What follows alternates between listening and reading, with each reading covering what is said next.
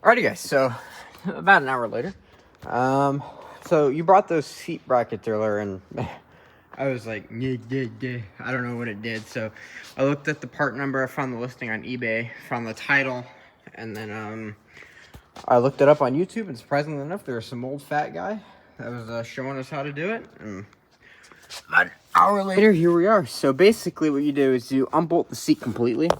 And then to the factory seat mounts, there's 2 holes in this bracket. Because I think you could get like either an inch extra or 1.5 inches. And I did as much movement as you could. I went all the way back. Let me see if I can actually the front hole. Probably give a better view of that. So yeah, there's the front hole. And then you can see the other one there where my thumb is. And then there's a threaded hole on the rear where the seat bolts into. So basically it's a bracket like that long, and it just moves the seat back. So now, I don't exactly have, well, for my height, I have long legs, but unlike you, Bill, I think I need seat mount, because, actually, no, never mind, ignore me.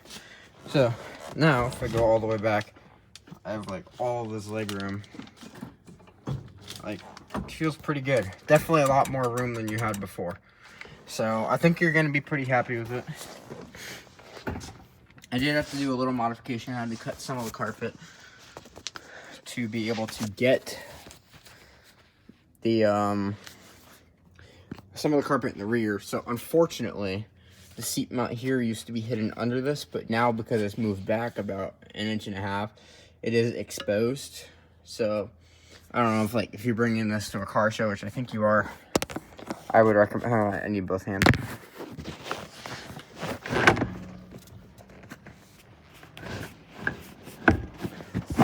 I'd recommend kind of just putting the seat forward a little bit because it kind of hides it.